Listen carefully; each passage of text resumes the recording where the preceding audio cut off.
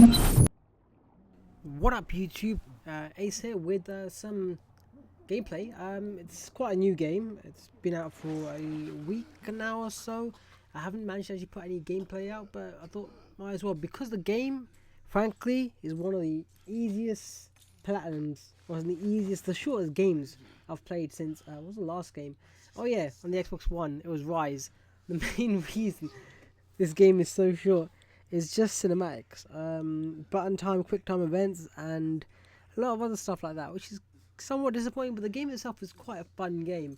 The game I'm referring to as you're watching right now is the Order 1886, held as the amazing new development from Sony, a Sony exclusive sort of game as well. I thought it'd be pretty cool because I've seen some of the sort of the trailers, the stuff before the game, and I was like, wow, this game looks pretty beast. I can't wait for it. So the game, I was sort of like salivating to actually play the game, and I was like, you know what, I can't wait to get this game. Got this game, and wow, it's not what you might expect. It is very short. Graphically, it looks awesome. The textures, the details, the way everything sort of looks, the scenery, the background, the soundtrack, everything about it screams like steampunk, awesome, great. Love the way that some of the characters also reference as well. Little historical stuff they put inside the game is great as well. But it just says let down by the sheer fact that it's such a short game. Now you might be thinking about yourself, Ace, is it worth me going out spending $60, £40, whatever it might be to buy this game? I mean, it's hard to say. I mean, if I was you, go on your GameFly, go on whatever service you're using to rent some games and rent the game. Don't buy it. It's not worth it. I mean, I've now sold this game off, and it's something that I've played and it's gone by. And the fact of the matter is, I actually ended up buying this stupid thing called the Blackwater Edition, and there's no DLC you can use with it. It's just some collectible stuff, and it's like, I'm really not a big fan of this game.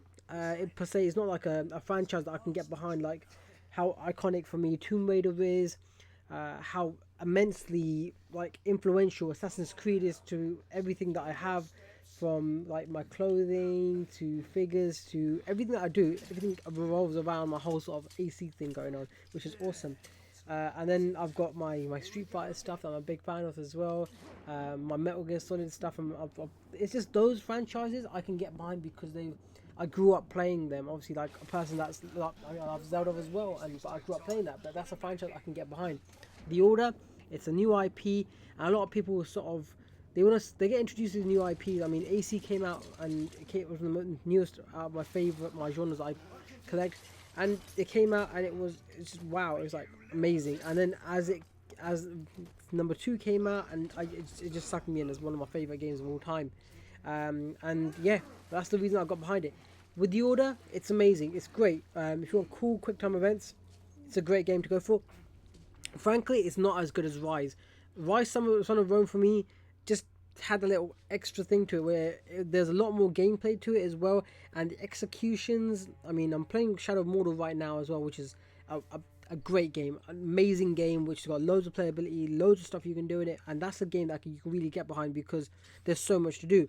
Side quests, the main story, collectibles, hunts, challenges. There's so much. You need to add these things to a game to ensure that someone's going to keep playing it, and actually it's going to be more bang for their buck. It's not going to be something that you just put down, you play it, and it's like, what, I spent this money for what reason? And justifiably, you play a game. The main reason you go out there, you buy a game, is basically to get indulged in it and basically to do something that's going to be fun. Really, it's an activity that you can actually enjoy. Though this game is really enjoyable, you can sit behind it, but for me, it was basically like a long sort of movie, you can say, playing the game.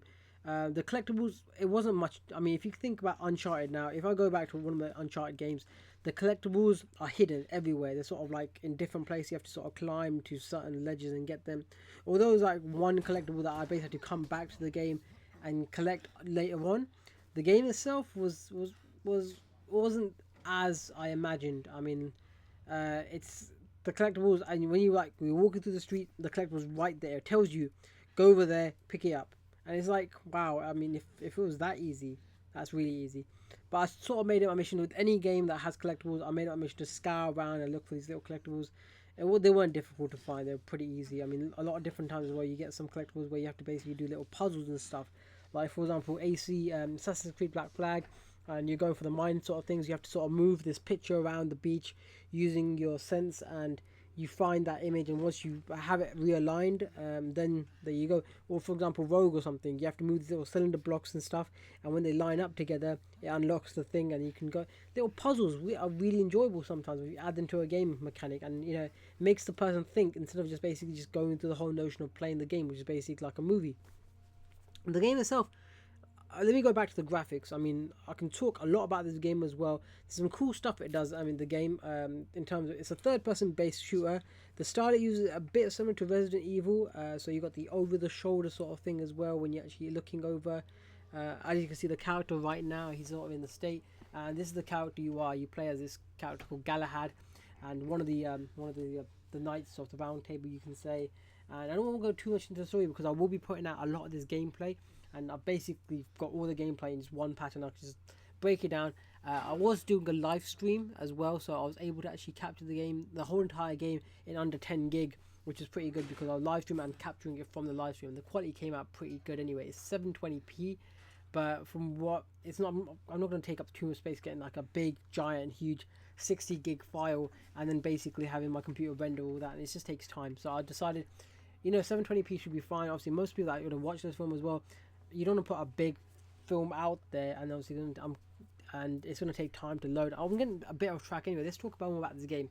The lighting effects are cool as well. Enemy AI is pretty cool as well. Not too bad, but I just hope that they're going to add some extra sort of features. If it was a bit like MGS where it's more sort of tactical, and then you can actually go up to enemies and sort of like interrogate them or do different things, and they have different responses.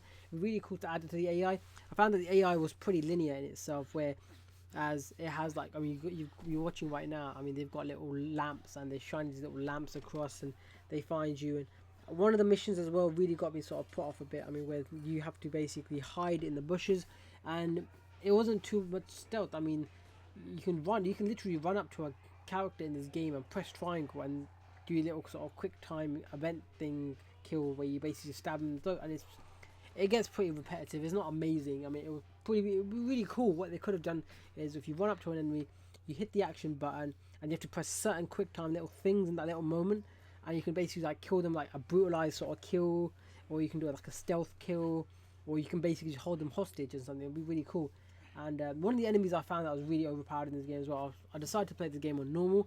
They don't make it too challenging because I ended up just starting games on the hardest setting, and obviously I was going for the trophies as well, so I was like, you know what, just stick to normal, not too hard. If I go for hard, then it's going to end up just basically being frustrating where I can't get past the level. But one of the enemies that really ticked me off in this game, I died a few times thanks to, was some shielded enemies. Now, the way the shielded enemies, you have to basically just plow rounds into them until they die. And I was trying to look for these weak points. Now, you can't actually shoot their weak points because they're covered in armor. Now, I found that it would have been pretty good if they actually had little target points you go for. You can go for the legs and stuff, and then you can basically just target down the legs and they'll just basically be on the ground. That'd be pretty good to add that sort of game mechanic, but they just didn't do that. And again, going back to the thing you're seeing right now, this guy's interrogating him right now. I thought they could have actually added a different sort of aspect where you choose certain actions or certain things you can do. Like, for example, the Telltale game series. I mean, for the past few weeks, I've been playing The Walking Dead. I've also now jumped onto The Wolf Among Us, and I love Telltale games and what they do.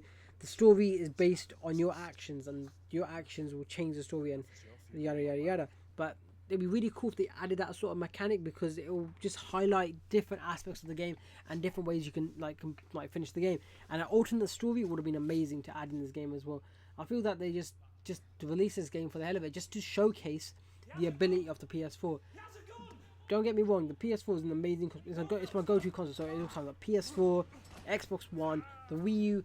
Those are my go-to consoles. But then I always go for my P4. So the newest game I got right now is Dragon Ball Z Xenoverse. Gameplay is going to be out for that really soon as well. But I decided, okay, that sort of game there, I don't want to put any other console. I'm going to put it on my PS4 because it's just my go-to console. I've got a community already developed on my PS4, so I've got friends and I've got people that I can basically jump into a game with, which can be pretty fun. So if you've got that there, then why go to a different console when you've got a console where you've got your community, you've got your social. It's basically your main console for it as well. And I found the ease of use of the PS4. It's just better for me as well. And also I used to controllers with the PS4. And the good thing is with comparing the PS4 and the Xbox One, it's been done loads of times. But again, the PS4 is ideal for this sort of scenario. The game, it works really well in the PS4. Even though it's a short game, I'm gonna keep mentioning how fucking short this game is. What the hell were they thinking? As you can see, most of this game, this is the prologue. Just to let you know, if you're watching right now, this is just the prologue. The prologue is only being like quick time events and most of the time you're just basically moving from point A to point B without doing not much, just basically just doing that. They could have added so much more with this game. There's so much potential, but if they added something where, like I said, I can go back to my points where I mentioned the whole sort of the game mechanic where you choose different choices and it changes your action in the game. Made the challenges a bit more difficult. There's like certain challenges. I mean, there's a few trophies in the game where you have to like kill enemies in a certain way and do certain actions, and they're not hard to do. They're really simple. I had to basically look up as well what the hell the blacklight thing was because I totally forgot. You have to hit the L1 button to trigger this special feature. But apart from that, the game is not too bad. I mean, in all due respect, Sony could have done a better job with it, but you know, if you buy this game, by all means you can go out and buy this game. You can enjoy it for yourself, but it's quite an expensive movie in my opinion. But again, I can keep saying how short it is. The game itself is great. If you want to go out and rent the game, you can. But even quicker, even cheaper than that, you can literally watch my playthrough of this game.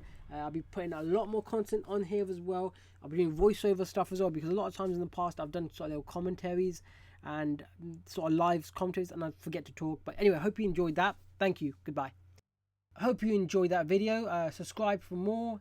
Find me on Facebook, Twitter, and you can subscribe to my YouTube channel. That'll be pretty good. And give me a thumbs up because it'll really help me out. You can check out one of the previous videos in the top section over there and find me online at acv1.com. This has been your boy Ace. Take care. See you next time. Peace out.